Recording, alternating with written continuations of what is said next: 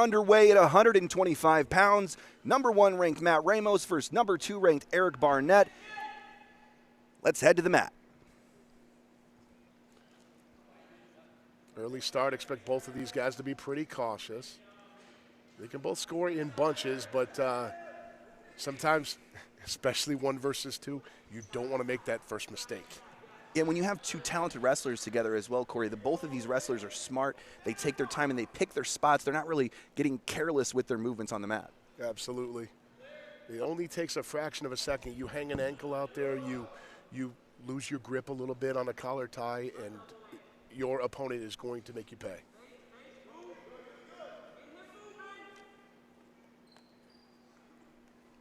Ramos, the junior from Lockport, Illinois, is the unanimous number 1 at 125 pounds for the 2nd time this season, looking to do what 8 of his other contemporaries haven't been able to do and hold on to it here. Yeah, he's one of those that he was ranked number 1 previously, earlier in this season. And do you think that that's motivation? I mean, to kind of want to get back to that? I mean, I know that rankings really don't mean anything. The NCAAs are really what matters, but you know, kind of wanting to get back to that spot you've already been at. They are. I think, you know, it doesn't mean anything, and yet when it comes to seeding, it kind of means everything. You want to be on a certain side of the bracket, maybe avoid certain matchups until deeper into the tournament. Everybody wants to be the top dog. So I'm sure there's a lot of things that motivate these guys, but you got to think that's at least part of it. Heavy lies the crown, but Matt Ramos is looking to keep it upon his head at 125 pounds here. 1 minute and 20 seconds to go, period number 1, no score. No ride time. Both men still kind of figuring things out here early on in period number 1.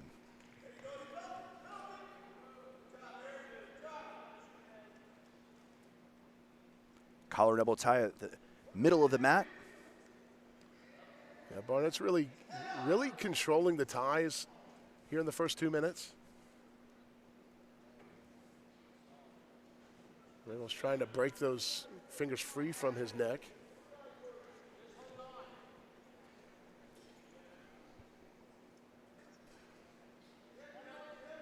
Under 40 seconds to go, period number 1. Zeros across the board still. Stalemate as they're going to stand him back up. And Corey, also for Matt Ramos, he's only the 2nd boiler to be a unanimous number 1 since Intermat began rankings in 1998. So a lot of historical things tied to Matt Ramos at number 1. There are, and he wants to be number 1 at the end of the season, no doubt, and raise his hand in Kansas City in that final Saturday night match. Boilermakers haven't had a national champion since Charles Jones back in 1992.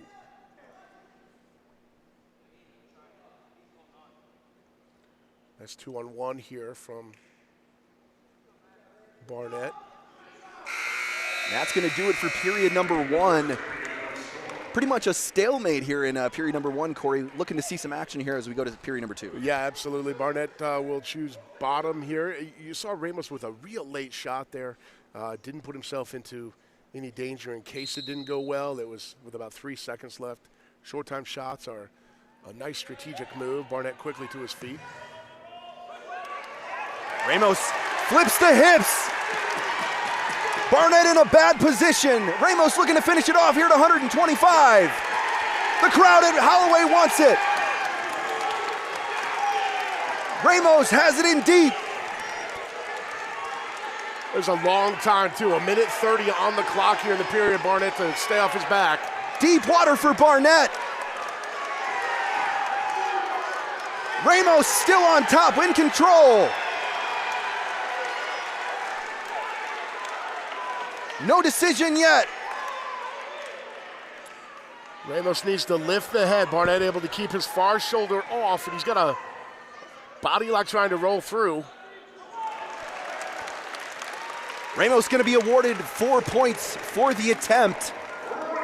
That was a really nice defense there by Barnett to not give up on that hold, to keep fighting and stay away from the fall. Matt Ramos, a master tactician on the mat, and you can see the skill of Eric Barnett. I mean, a lesser wrestler, and we're all done here at 125 pounds. Yeah, anybody who's basically not top 5 in the country is probably already done. Ramos still working, coming on 30 seconds to go, period number 2. Matt Ramos up 4-0. Barnett looking for the escape, and Ramos is going to let him go. Around 18 seconds to go, period number 2.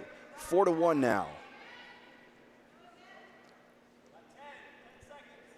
Ramos already also ran up 1:40 in riding time with all that. That clock kept ticking and ticking and ticking up through that entire sequence. That was a great period for Ramos. And I want to come at this at a different angle and see what you think about this. Eric Barnett won that period. Because Matt Ramos is leading on the scoreboard, but Eric Barnett won that period because that should have been over with. He's still alive, and he's only 3 down. 4-1, and they start neutral here in the third. It looked like Barnett was trying to kind of toss Ramos with the hip there. Ramos does a nice job sprawling and not allowing Barnett to get that movement. He does that hand to the inner thigh there, keeps away the core of the attacking wrestler. But here's where Barnett's going to have to probably get out of his comfort zone a little bit. He knows he's trailing. He knows riding time is probably against him at this point, and he cannot hang out. He's got to start looking for attacks, which, if you follow Matt Ramos the last couple of years, that's kind of his wheelhouse. He is a great counterattack wrestler. Well, that's the benefit that Ramos has, 1:41 of ride time, the majority of that coming in the second period. So Ramos has that point out there. So a takedown's not going to tie it up for Barnett here as we're under a minute, period number 3. Yeah, he's about 10 seconds away from that being a locked point. A guaranteed point for Ramos at the end of this match.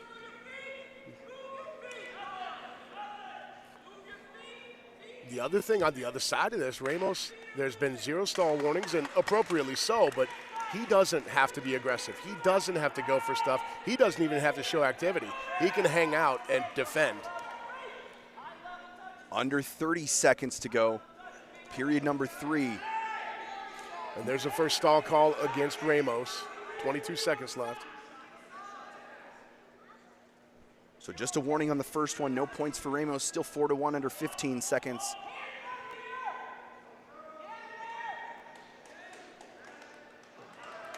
Matt Ramos, 5 seconds, needs to hang on here.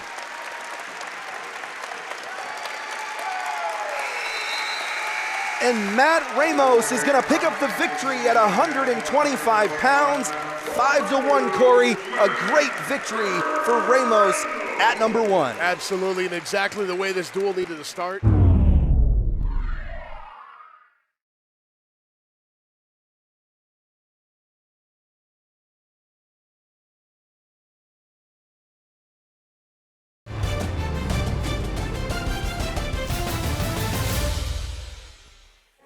Redshirt sophomore from Cincinnati, Ohio for the Purdue Boilermakers, Dustin Norris taking on the redshirt freshman from Staunton, Wisconsin, Nico Rivera.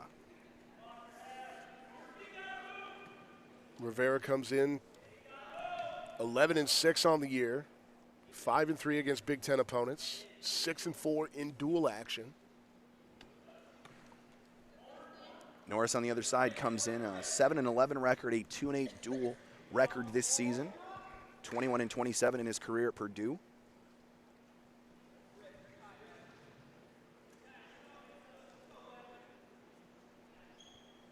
Just want to clear something up for our viewers at home. Dustin Norris for the Purdue Boilermakers.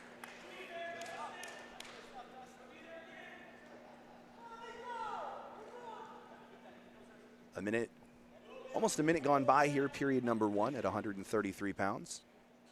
Kind of a feeling out process, very similar to what we saw at 125 pounds.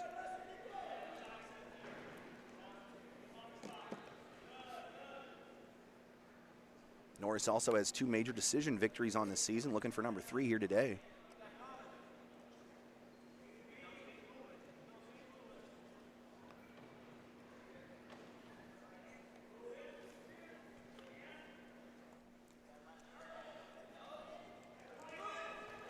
Nice grip of the wrist there from Rivera.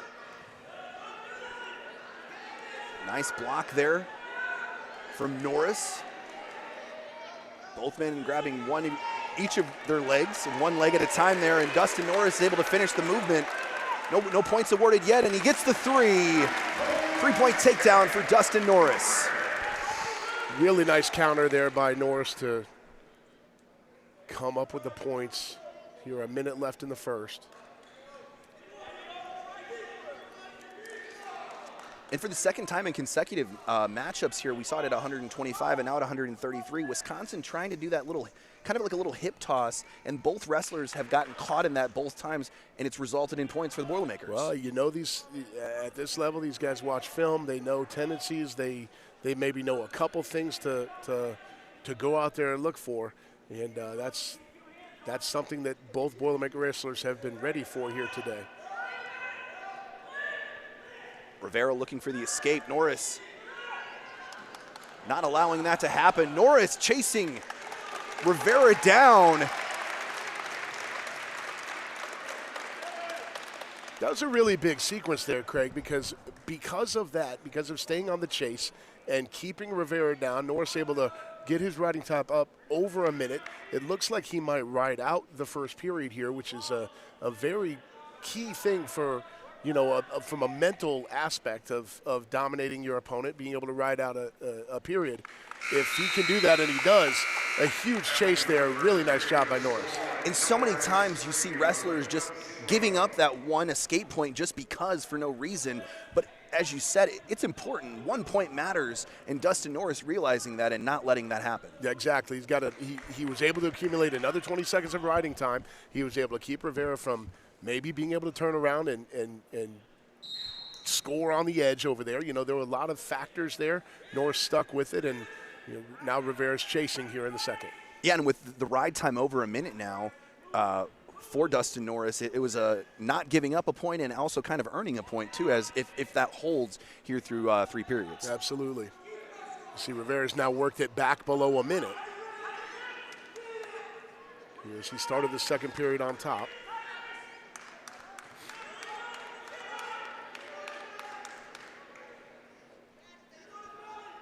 Rivera content to just get some of that ride time back. Norris trying to get his own escape point. There's a definite, both these men, you know, at 133 pounds, but a definite size length advantage for Norris. And you see that playing into factor right there. Norris a little bit longer, able to slip out of there and get the escape point. Nice single there from Norris. Norris on the attack. If some is good, more is better, and Dustin Norris gets his second takedown of the period. 3 more points to take a 7-0 advantage. Under 40 seconds to go, period number 2. It's a real good showing so far from Norris. A couple takedowns. He got his escape. Running that riding time back up. Norris 0-2 in Big Ten dual action so far this year. Every win matters, but every conference win, of course, matters even more when they go to Maryland for Big Ten championships next month. Seeding at that tournament is paramount.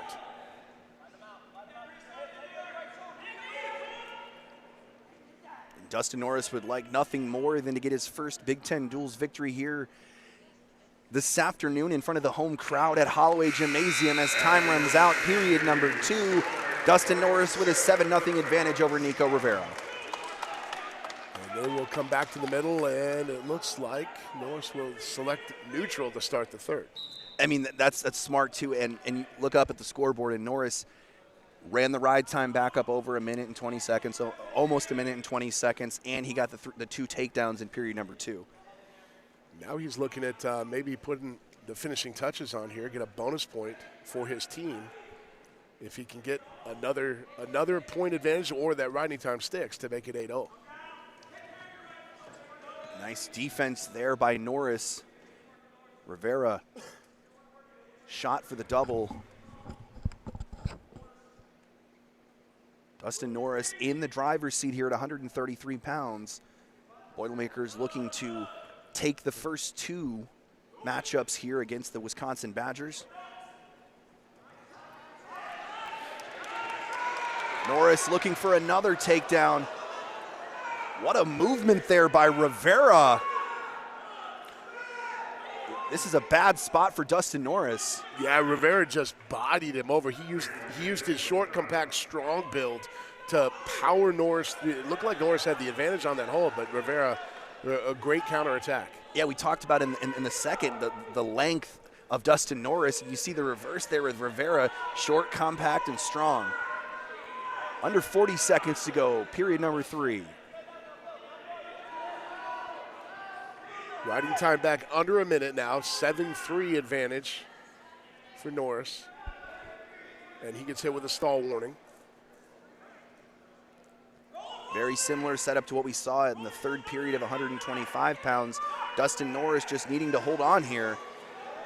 Well, and there's a beautiful tilt by Rivera. He's got a 4 count there, so that makes it 7-7 once these points are awarded. 7-7, ride time is under a minute. We are tied under 4 seconds.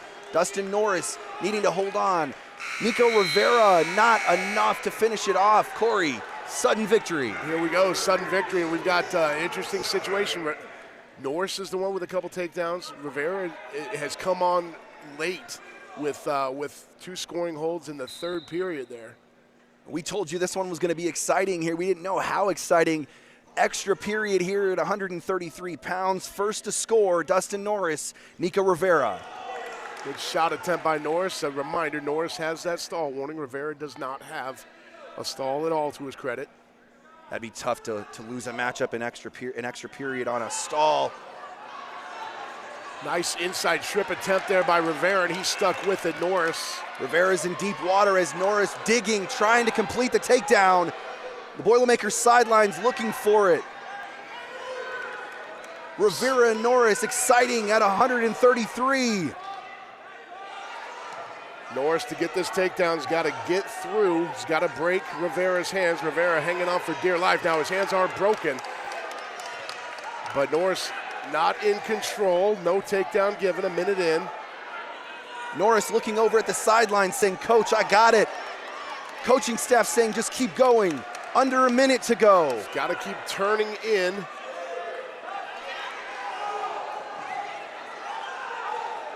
Good roll through there by Rivera. Now Norris hanging on to that ankle for dear life, and there it is. Nico Rivera coming all the way back to get a 10-7 victory over Dustin Norris at 133 pounds. Oh my goodness, Corey. What a great fight by Rivera. He stayed in the match. He did not give up.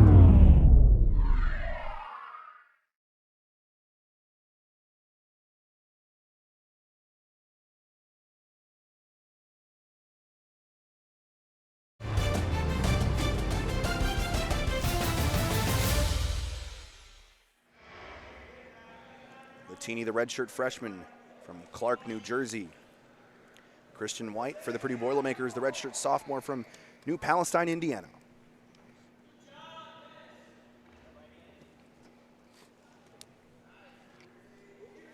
We've actually got, so Wisconsin did something interesting. They had Zan Fugate weigh in at 141 pounds. They're actually going with Fugate today instead of Latini. We've gotten, well, this is how rough life is in the broadcasting world. There are 8 different weight classes where there are at least 2 options for these 2 teams, and this is the second straight where we've had a team make a switch as they're walking onto the onto the mat. So it's White versus Fugate.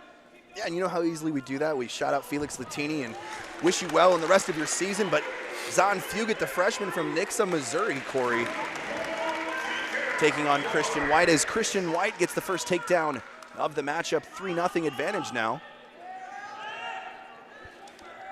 Fugate wrestled up at 141 on Friday night, got a major decision win for the Badgers. Nice job by Christian White there. He dropped down to the ankles to maintain control, but then was able to climb his way back up while the count was going. 1 minute and 32 seconds remain, period number 1.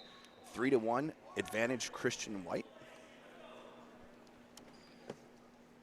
Corey, you mentioned Wisconsin on a little bit of a road trip, had a nice victory, scored 30 points on Friday night against Northwestern. Looking to complete the two-meet road sweep, if you will. Big chance for them to sort of turn around the season. It had been sort of rough sledding in the Big Ten dual season for the Badgers, and yeah, back-to-back victories on the road would be great for them, especially in resounding fashion. Like, they smacked Northwestern around Friday night. Well, I mean, 'tis the season. I mean, as we get into February, I mean, it's all roads lead to the NCAAs. Yep. I mean, that's what we're all looking forward to and what we're building to, or what each of these teams are building to, as we see 141 pounds on the mat right now. Nice toss there by Fugate. A lot of action over there on the edge. It looked like White had the advantage. Then it looked like Fugate may have had a takedown, but Wisconsin bench telling their man, get back to the middle and keep wrestling. Well, and that's what's been impressive with this Wisconsin team, you know, through 3 matchups is normally, I mean, you're expected to have well conditioning in wrestling, but these wrestlers have been really strong. They've been able to move the Boilermakers around physically through these first 3 matchups. They have. They're a stout team and really good conditioning. That match at 133 pounds seemed to, I mean, it went bonus wrestling. Sudden victory. It went more than a minute deep into sudden victory before Rivera was able to pull it out. So we're at the point in the season where conditioning better not be a factor. Shout out the Wisconsin strength and conditioning coach. Not always loved, but always needed as we head to period number 2 at 141 pounds. 3-1 advantage for Christian White. 26 seconds of ride time for White. And not really going to be a factor right now as White starts from the bottom. Fugate will take top positioning.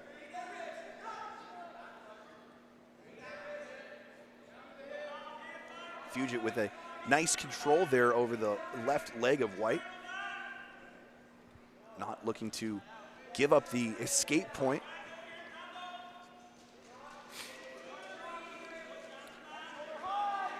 Can we start calling it the gratuitous escape point when, you know, you just know that, like, there's no skill in escaping. It's just, hey, I'm just going to let you get just up. let him go, yeah. So some wrestlers that are lousy on top, they know better. They don't want to get themselves into trouble, so they just let it happen. We haven't seen much of that yet here today. Has there ever been a situation where we have a wrestler on the ground just like, I just want to stay here. Like, I don't want to get taken down again. I just want to work from down here. Yeah, it's called stalling. Yeah, that's not good. No. Good job by White. He kept fighting, kept getting his base. It took him a minute to do it, but he's finally able to get that escape. Great job by Christian White, taking a 4-1 advantage now. Earning his escape point.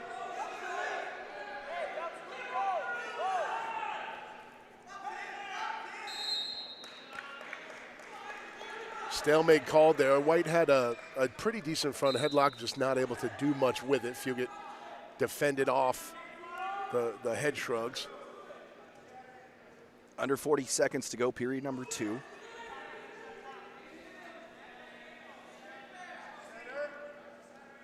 If you're just joining us, Zahn Fugate coming up in weight to wrestle at 141 pounds against Christian White, looking for a 3-point takedown. Great defense. They give the 3 points to Fugate. We're tied at 4 now. Wisconsin sideline asking for 2 more. Yeah, they're looking like they're going to throw a brick. They are. Coach Chris Bono throws the brick, and Coach Tony Ursuline does as well. They neither one of them like that. Ursuline doesn't think it's a takedown. Bono thinks it was back points. We'll see where they land on this. 4-4 stalemate after 2 as we head into 3. 2 bricks on the mat. Confusion around. One coach happy, one coach not. Both of them not agreeing. And they'll say that scramble did, in fact, end the second period. So we go to the third at 4-1. Controversy to end the second as we start the third. Christian White with a 3-point advantage over Zahn Fugate.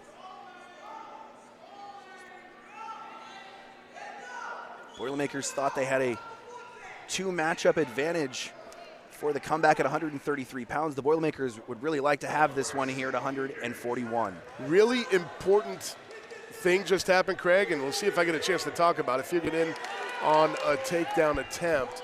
So Fugate came, he had White in some, well, he's got White in deep water again here.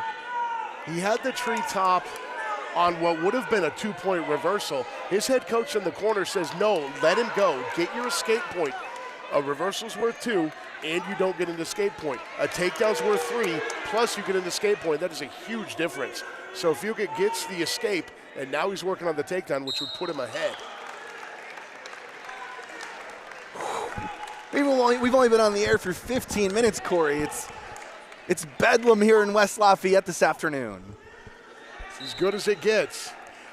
And I don't want to steal this from our peer Shane Sparks, but we talk about the Big Ten Conference, the premier wrestling conference in college wrestling, and you can see that here on display this afternoon with these two teams. No doubt. You start with 1 versus 2, and frankly, it's been the worst of the 3 matches we've seen so far. You heard it here first.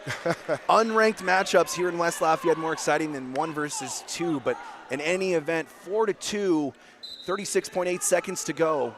Christian White clinging to a 2-point advantage. White just got hit with a stall call for fleeing the mat, so that's something to keep an eye on as well. Similar to what we saw in the first 2 weights, the Boilermakers given the warning, no points have been taken away yet. White backing up. The coaches from Wisconsin are asking for the stall. And there's the 1 point, Corey. They are going to hit him with a 1-point stall. So now 18.4 remaining, 1 point difference at 141 pounds. That was a great blast double by Fugate.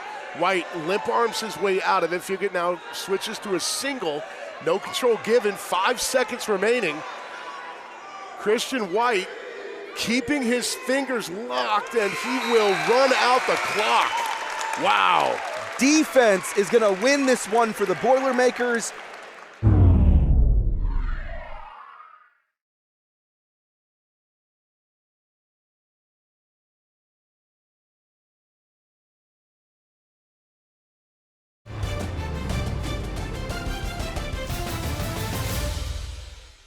Loves, what is that, Tommy Trumpets, I think? So good. Timmy Trumpets, Narcos. Thanks for executive producer McCarty Cummings for that assist on my headset. We've got, Palanco versus Zargo. Should be a great match here. Joey Zargo comes in number 22 in the country. Both wrestlers even. Palanco with the advantage right now.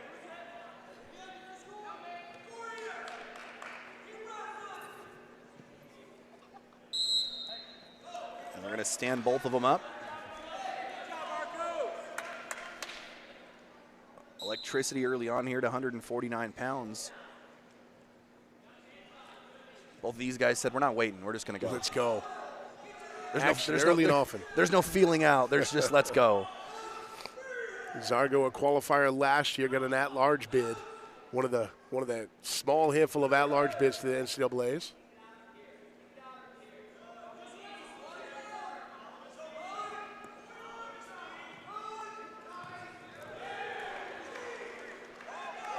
Zargo getting the 3-point takedown.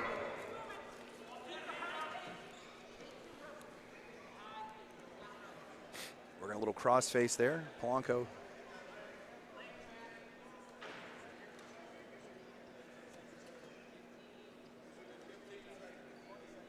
Zargo with the underhooks. Trying to turn Palanco over.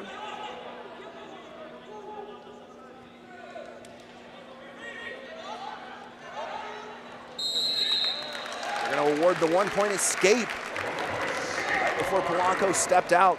3-1 advantage for Zargo now.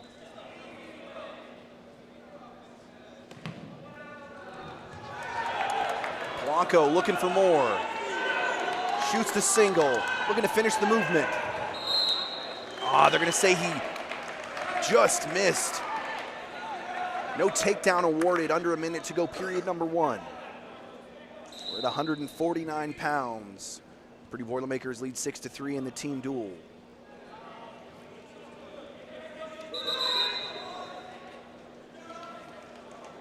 Palanco looking like he was poked in the eye. Palanco waves it off. 50 seconds to go, period number 1.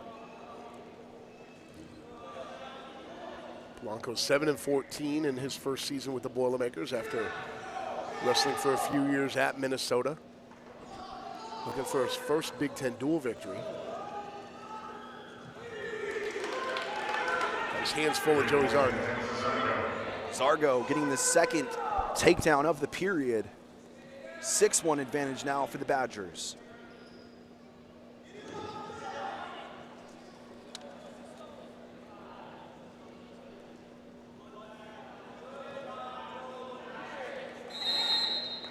Ten seconds to go, period number 1. They're going to stand them back up.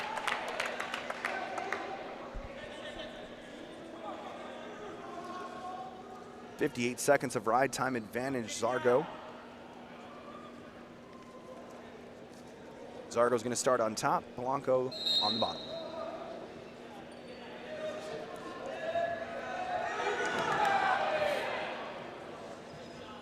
Nice job there by Zargo on the defense. As time runs out, period number 1. 6-1 for Zargo, the junior from South River, New Jersey.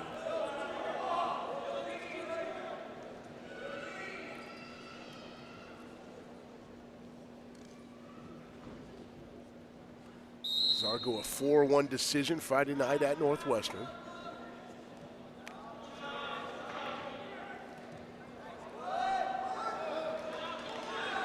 Zargo getting the escape. 7-1 advantage now. Riding time just under a minute.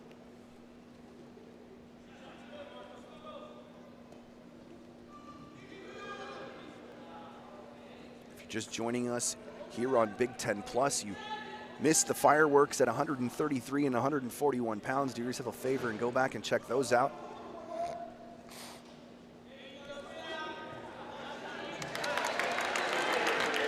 Marcos Palanco looking to finish the movement, and he does. A 3-point takedown for the senior from West Covina, California. Stop for a stalemate there. That was a tough whistle to go against the Boilermakers. It looked like Palanco was driving control over. But a really nice job of driving his legs. He got a good shot in. He kind of paused for a little bit, but finished through to get the takedown.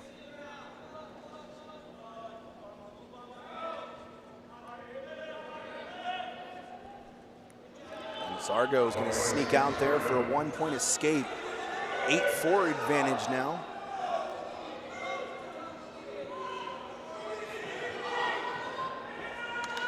Nice move by Palanco there, able to sprawl out. Stop the forward moving Zargo.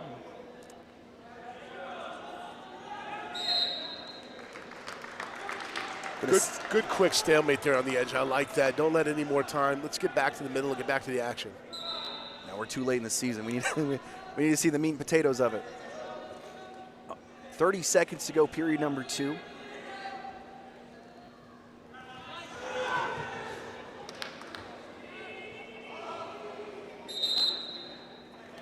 What a beautiful pick there by Zargo. It was silky smooth.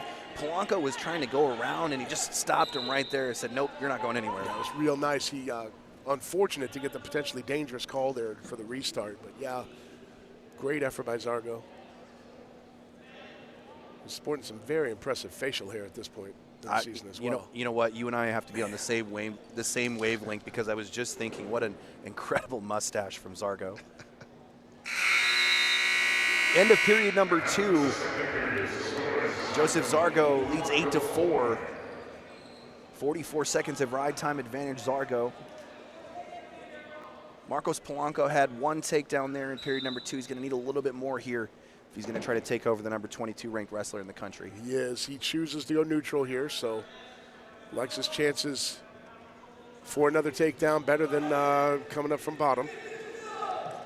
There's bow and arrow there by Zargo. Beautiful finish.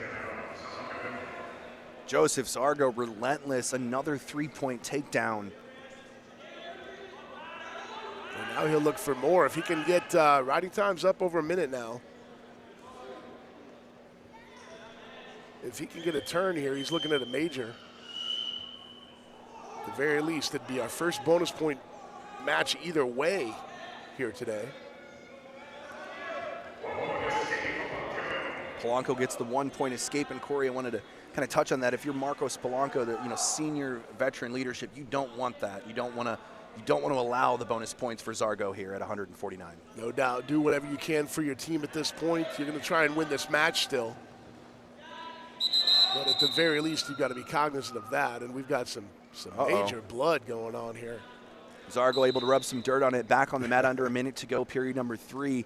11-5 advantage, going to kind of maybe help ease that pain a little bit, Corey. No doubt, no doubt. He's still looking for his major. Zargo seems even more fired up. Nobody makes Zargo bleed his own blood, and he's extra pumped up back on the mat right now, coming up on 30 seconds to go in the matchup. He's got a big spot on his left elbow that they didn't get cleaned up, and I think that's the official just saw that as well. And Zargo looking for his 15th win of the season. Coming up on 20 seconds to go here. Have to assume both wrestlers are pretty fresh after getting a nice little breather here. Yep, low single there by Zargo. Palanco slicks his way out of it. 10 seconds to go.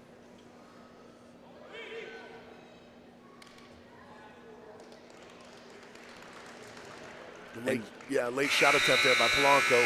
Goes begging. Too little too late for Palanco as the number 22 ranked wrestler at 149 pounds. Joseph Vargo picks up the 12-5 victory.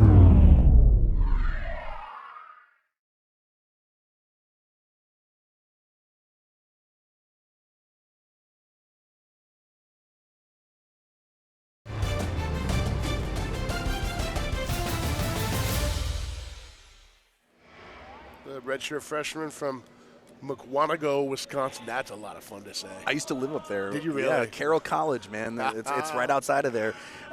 Cody Gable, no relation, if you will, but the redshirt freshman getting his opportunity on the mat here today against Ike Rubble. Rubble, the freshman from Decatur, Indiana.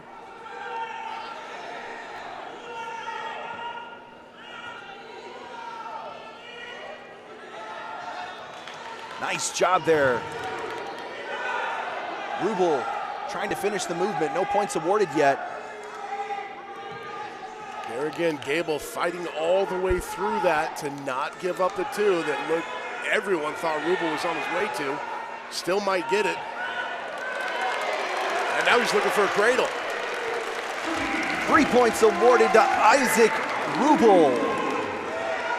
Rubble looking for more. That was a nice job by Rubble. He put Gable in a situation where he had to choose. Are you going to give up the takedown, or are you potentially going to put yourself in a lot more danger here and let me get this cradle? Gable did the smart thing, said, okay, take the 3, and I'll live to fight another day.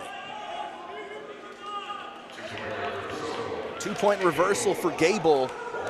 And then a point escape given to Rubble. That's quick.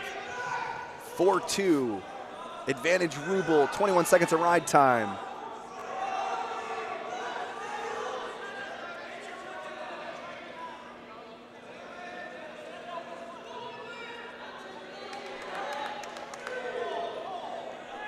Gable looking for more. Badger sideline asking for 3. No points awarded yet. Back and forth we go. Rubble now on top. What a match. No points awarded. Wisconsin still wants 3. No points awarded. Isaac Rubble gets the 3-point takedown. Let's see if he can go to work on top here, or if Gable's going to be a lightning bug right back to his feet.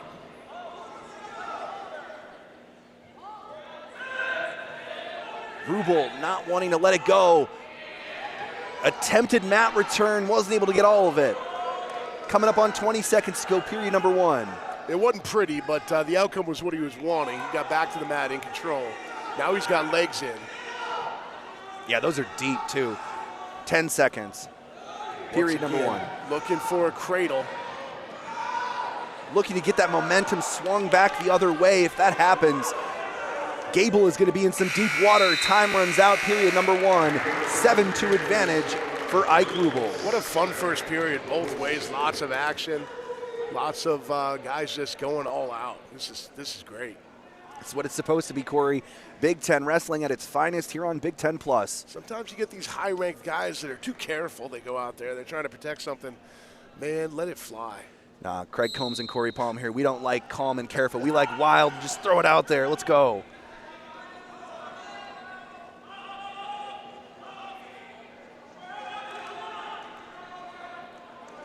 Ike Rubble getting the one-point escape. 8-2 advantage now. Rubble was going for double underhooks, and Gable clamped him off. Now he's firmly in control of this little dance move.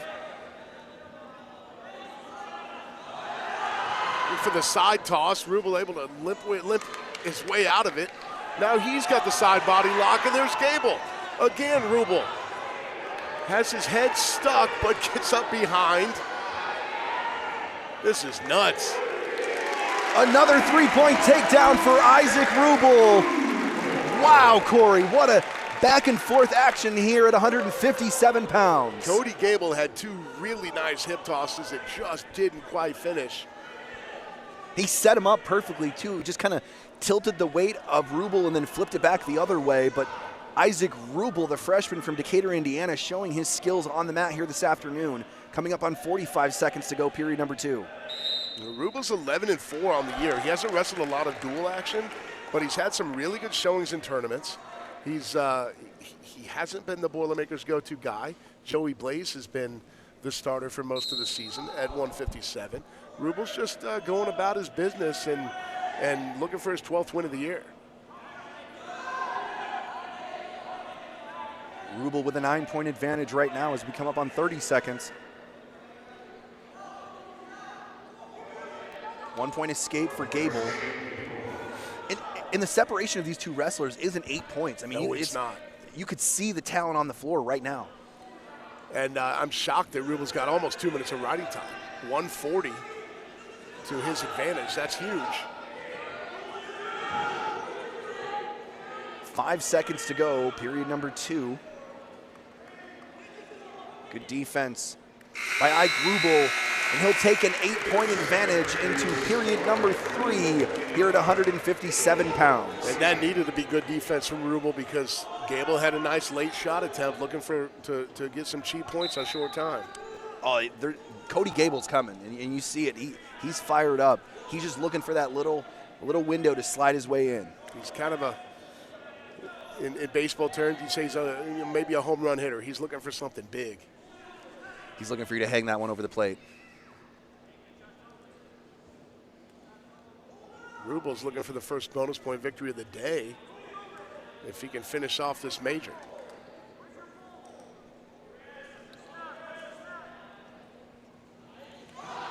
Slick little duck under there by Gable.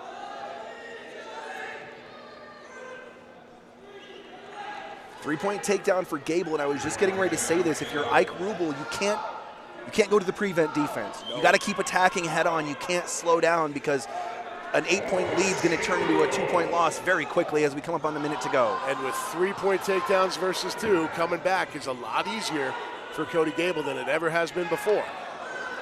He's looking on catch and release right now, and that toss lands Rubble on his head. Huge mat return from Gable, and he drops Rubble down. 3-point takedown. 12-9 now as we come up on 40 seconds to go, period number 3. And we're going to get a 1-point escape, it looks like, and now an injury stoppage. 13-9 is our score after now 14-9 because Gable elects to release it. Yeah, it's neutral. Back from the injury. Gable shoots the single, still working, looking for the 3-point takedown. No points awarded yet, under 30 seconds. 14-9.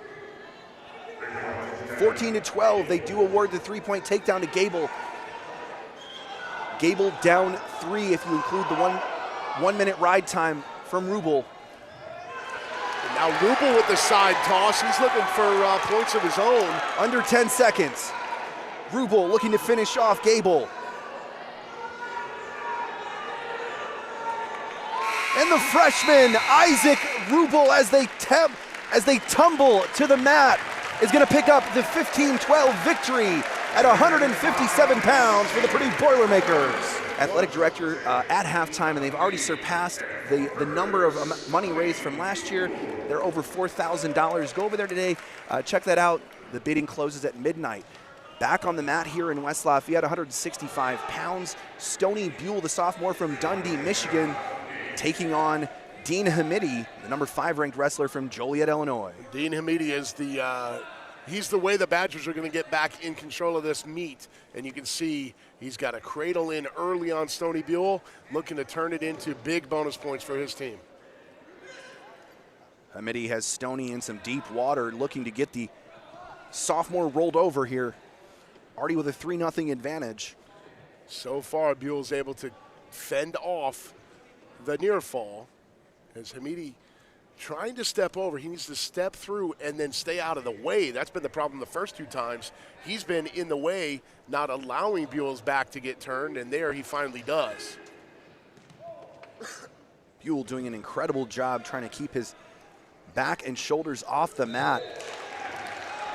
And Hamidi gets the quick fall there as Buell's shoulder blades graze the mat, and that is 6 big points for the Badgers.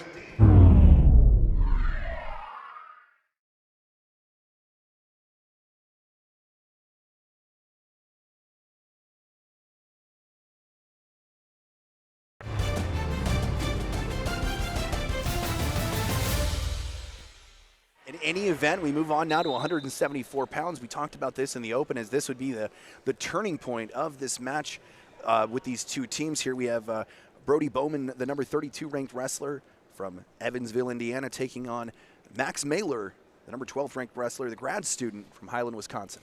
Yeah, Mailer transferred to Wisconsin for his final year from Michigan. Quick shot by Bowman, and he finishes it off. Matt returning a 3-point takedown for Brody Bowman. And he's looking for more here as the offensive continues.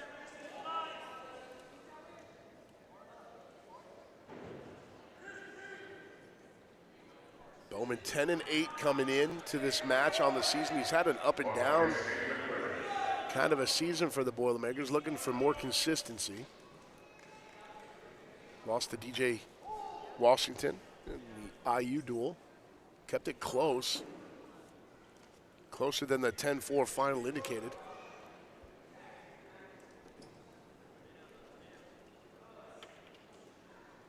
And something to consider as well, this is a youthful Purdue Boilermaker team for Tony Ersland. He's trying to build something from the ground up here and elevate the Boilermakers to be a contender with those blue bloods at the top of the conference. Absolutely, it's an uphill battle for every program chasing those 2. And Bowman again with a beautiful glass double, gets it right on the edge for his second takedown of the period. Bowman coming out hot after that quick pin at 165 pounds. Bowman trying to get the Boilermakers tied back up with the Badgers in the team duel. Nice little escape there. Mailer just kind of a little flip. Yeah, he hit a nice roll, and Bowman realized probably best to just cut him free here. Just kind of step out of the way. Yep, yeah. You go ahead and get your point, sir.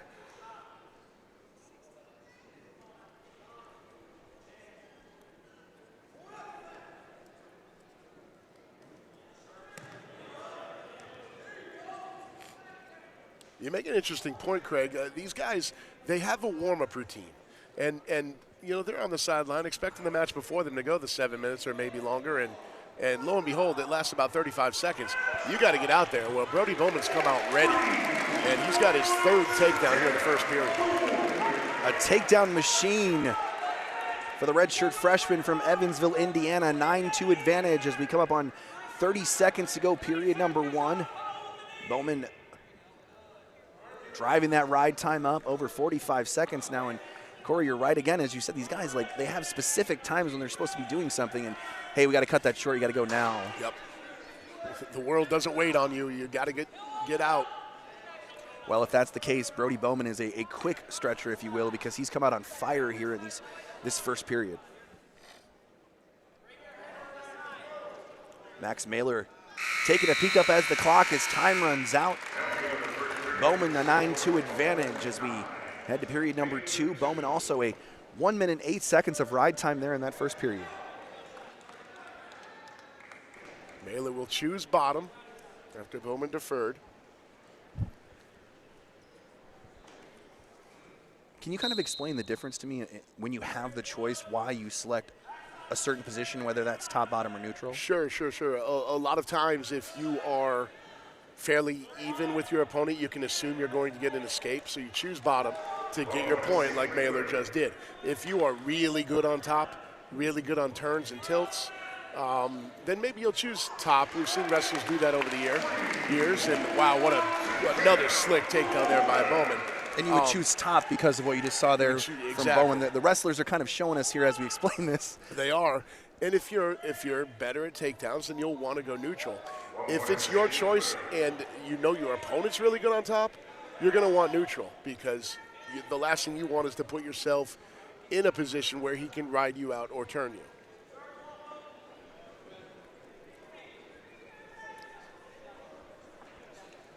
Yeah, fourth takedown there by Rubble, fourth escape for Mailer. I said Rubble, I meant Bowman. Still got Ike Rubble on the brain, man. Ike Rubble had a nice showing there at 157 pounds, the midway main event, if you will, right before we went to halftime. 12-4 advantage for Brody Bowman.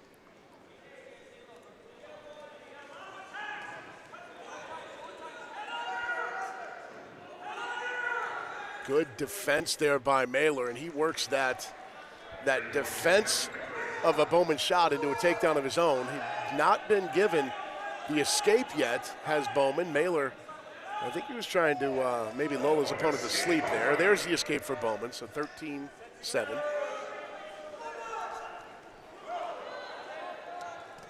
Bowman looking for another takedown as he's back to his feet. He's been in control on his feet most of this matchup. 10 seconds to go, period number 2, 13-7. Advantage, Brody Bowman and the Pretty Boilermakers. Bowman looking for the 3. They're not going to award the takedown. We had a great look at that. There was short time there. Mailer was looking like he was about to finish off a shot. Bowman drops down, ankle picks Mailer's opposite foot, and that threw everything out of whack. So now Mailer can't finish off his shot, can't get the takedown, and all Bowman has to do is hang on for a couple seconds, and it's the end of the period. So here, Bowman chooses down. Mailer says, no, I'm not going to waste any time riding you. Gives him the escape. They stand him up neutral at 14-7. Nice movement there from Mailer as he's able to swim on top and get the takedown of his own. 14-10 now. Bowman gets the 1-point escape, 15-10. I know that we'll see it again afterwards, but that escape there from Mailer, the reversal from Mailer, my goodness. Nasty. Bowman shoots the single. Nice sprawl there by Mailer, and Mailer uses that same movement again, Corey, to get another 3-point takedown to cut the lead to 2. That's the third time he's used Brody Bowman's aggression against him with a nice sprawl and then runs around back for the easy takedown. Under a minute to go. Brody Bowman has 1 minute, 12 seconds of ride time, holding on to that point. Also holding on to a 3-point advantage here against Max Mailer, the number 12th ranked wrestler at 174 pounds. No stall warnings against either wrestler, and it'd be a shame, as much aggression as we've seen, for either guy to get hit at this point. Bowman shoots. Nice sprawl there by Mailer. Mailer turns it around, another 3-point takedown. We are tied at 16, under 30 seconds to go. And he's about to run Bowman's riding time under a minute. And there it goes, under a minute, so Brody Bowman no longer has a riding time advantage. He needs an escape here to steal this match. We are all even as we come up to 10 seconds to go, period number 3. At 174 pounds. And both wrestlers seem content to let this one out. And Corey, for the second time this afternoon, we're going to have some extra wrestling. We are. Great adjustment mid-match by Max Maor. He went to more of a counterattack, let the Purdue wrestler get aggressive and then take advantage of that and turned it into points 4 separate times these last 2 periods. We'll see what happens in sudden victory. Sudden victory here. Brody Bowman, Max Maor. Both men attempted a takedown at the beginning of this period. Both men have kind of settled down now. First to score. Bowman shoots. Bowman blocks. And Maor gets the takedown as he flexes at the scoreboard. Max Maor, 19-16 advantage, and wins at 174 pounds.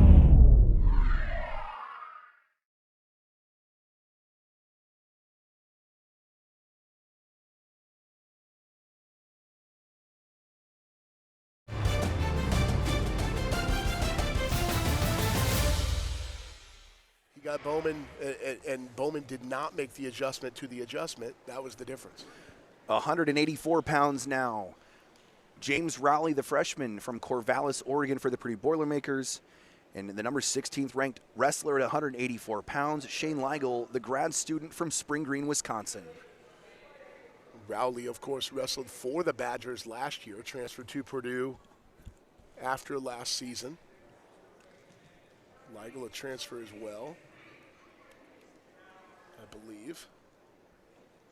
Got to pull up my notes here. I'm getting lost, Craig.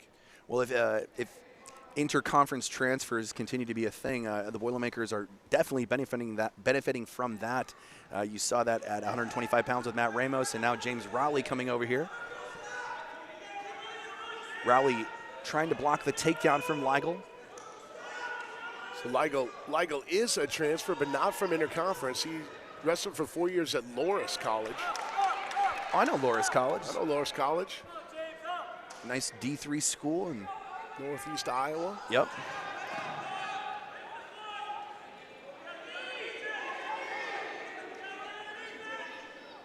Ligel has good positioning here on Raleigh.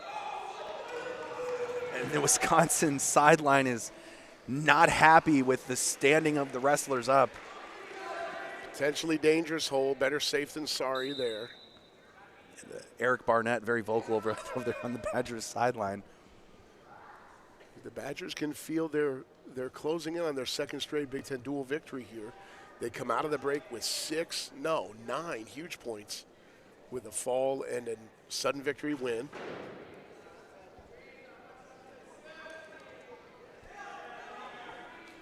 Raleigh trying to stem the tide for the Boilermakers. Yeah, and I'll go back to you're talking about the Badgers getting 2 victories. I mean, and that's huge to go on the road and get 1 victory, but yet to get 2 in essentially the same weekend before going back home to wrap up this regular season as we head into conference and NCAAs.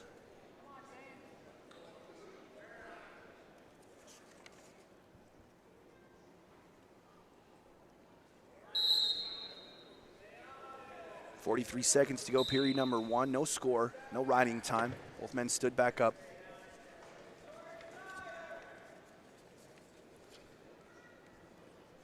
And as I mentioned, you can check out the Big Ten Championships, which are March 9th through the 10th on Big Ten Network and Big Ten Plus this season. Great championship coverage. I'm sure Shane and the boys are going to have all the energy and excitement going for you. They do. They'll stream every mat. They'll have their quad box going. They really blow it out. They do a great job with their postseason coverage, and wrestling fans like ourselves just love it.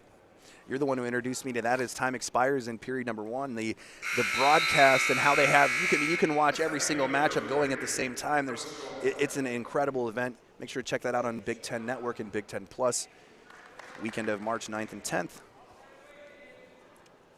Zeros across the board still as we head into period number 2 here at 184 pounds. James Raleigh, Shane Ligel.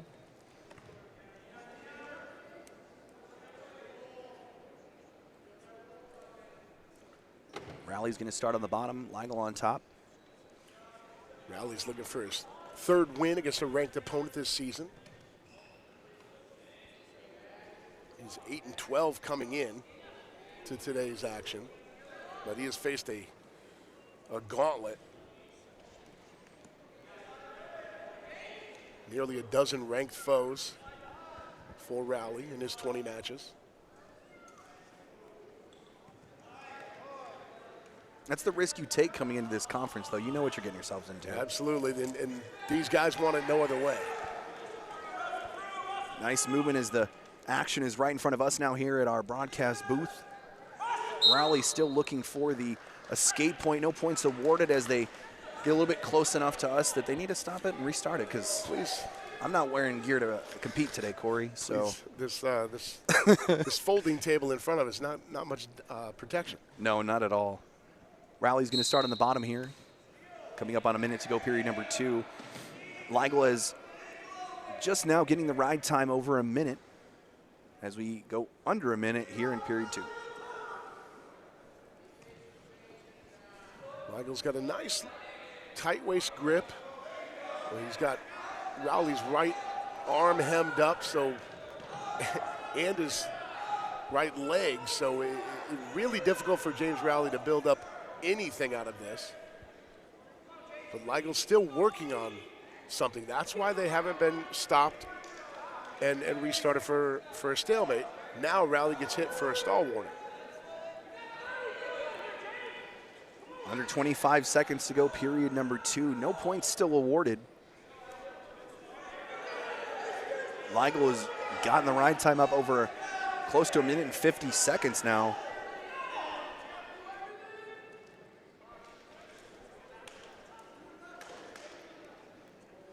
Time is going to expire here in period number 2, and I mean this happens in wrestling, but I mean after what we've seen here through the first 6 matchups, a little bit of a slower pace here at 184 pounds. No doubt. We've got a full ride out in the second. We'll see if Raleigh returns the favor here. He definitely needs to drive that riding time down before Ligel is able to get free. Otherwise, it's essentially a 2-point lead, and there's a caution for an early start on Raleigh, and he got away with a little extracurricular there, shoving Ligel on the stand-up.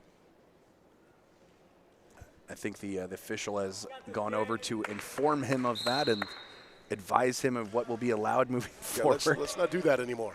So there's the quick escape. 4 seconds is all it took Ligel to get out. Frustrations and tensions start to build here on the mat, and what's been an exciting afternoon of wrestling between the Purdue Boilermakers and the Wisconsin Badgers. You know, Craig, we talked a lot early in the season about the 3-point takedown rule change.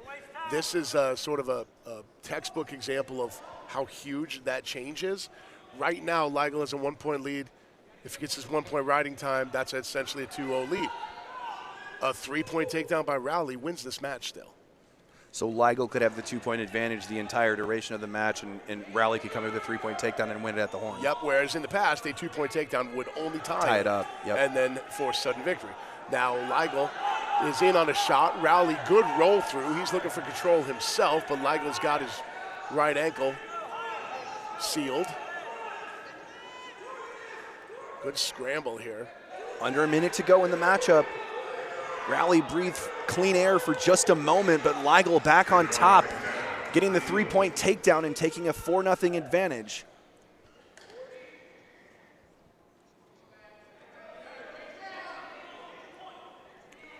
Great job staying with it there by Ligel. Raleigh trying to flip it around. 2-point reversal right before they get close to the edge. Raleigh was saying that Ligel was locked or had his hands locked. Yeah, he was looking for his bench to challenge a locked hands call there, which could have resulted in a point. They will not. They yell back to the wrestler, just keep wrestling. I don't even think Tony Ersland moved. He had his arms crossed the whole time. He didn't even say anything. 4-2, now an optional start. Makes it 5-2 in favor of Shea Ligel. 20 seconds to go. We talked about this a couple of minutes ago. A 3-point situation here where Raleigh gets a takedown here and can tie this one up because of the new 3-point takedown rule. Raleigh has to go under 5 seconds. Raleigh shoots a single, nice sprawl there by Ligel. And Shane Ligel is going to hold on to a 6-2 victory, actually a 7-2 victory against James Raleigh at 184 pounds.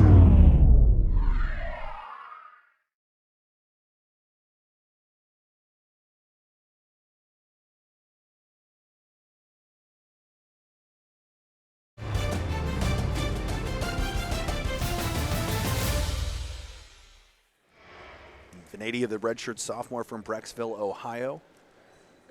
Josh Otto would relish in the opportunity as he lost last year in the duels against these same Boilermakers. It'd be a nice victory for the redshirt senior from Brookfield, Wisconsin.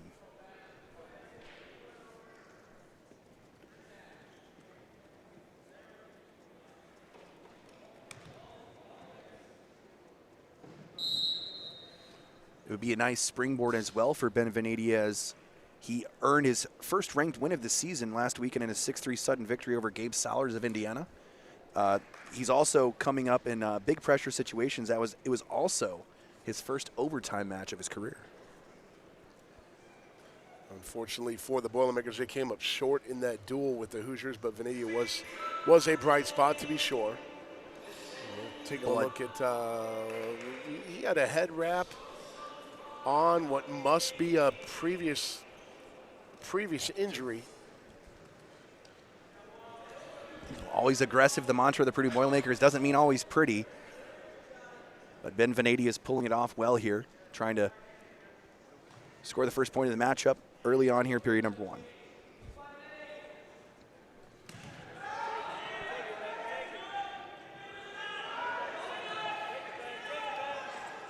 Nice outside single. He's trying to finish it off, is Vadia. Able to stay with it, switches to a double, pops the hips down, and finally gets the takedown. Great job there from the sophomore from Brecksville, Ohio to complete the movement. 3-point takedown, taking a 3-0 advantage. But as you said, Corey, I mean, that's a good start as, you know, the Boilermakers are looking for extra points here, or bonus points. Yeah, down 9 with 2 bouts to go. You've got a lot of work to do. Hoping for a miracle here on a Sunday afternoon in West Lafayette.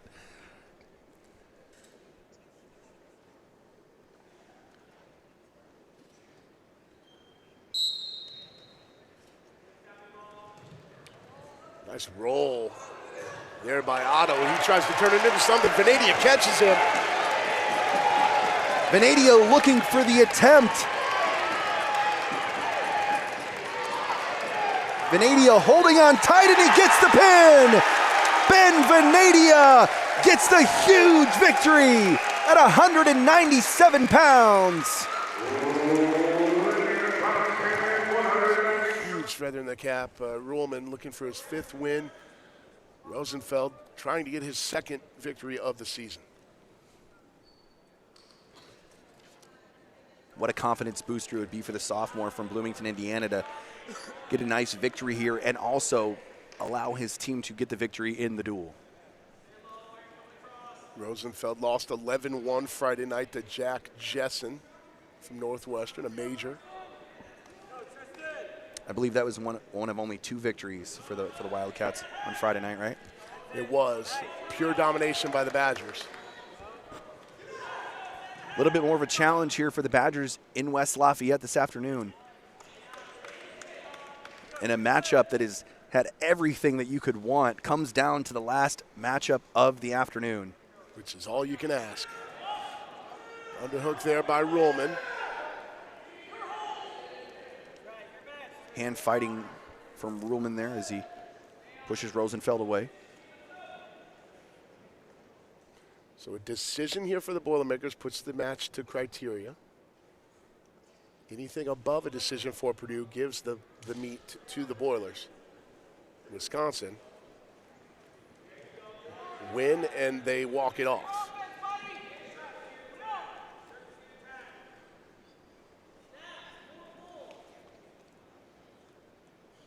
One minute and 25 seconds to go, period number 1, no score.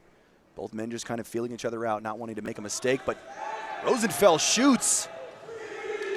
Able to take Ruhlman down before the out of bounds. 3-point advantage now.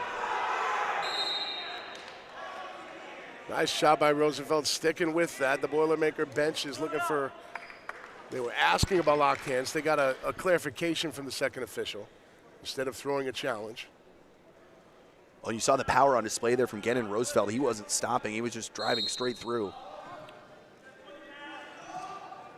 As Ruhlman starts from the bottom. And the 1-point escape for Tristan Ruhlman.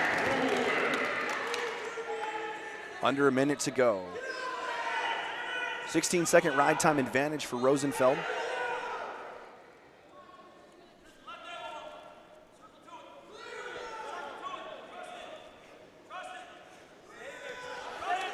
Tristan Ruhlman has the underhook.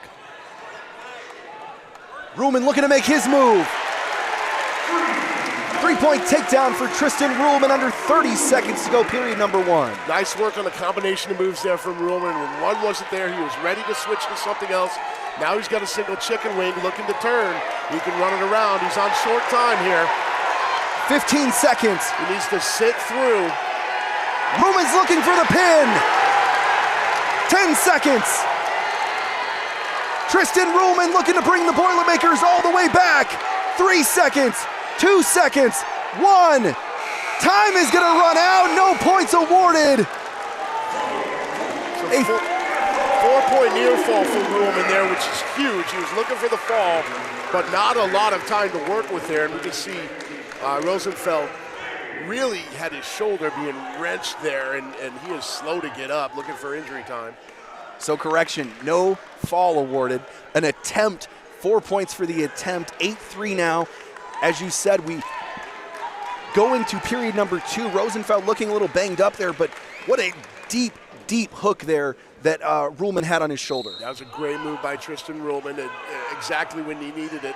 I need to clean something up too. Rosenfeld did not ask for injury time there, so there is not that was a misstatement on my part. So they just restart the second, and Ruhlman gets the escape. Ruhlman up 9-3 now. Tristan Ruhlman feeling good here. Trying to get Rosenfeld back to the same spot that he had him at the end of the first, but Rosenfeld showing the experience. Now Rosenfeld looking for the turn. Does not have the ankle, or the angle according to the head official.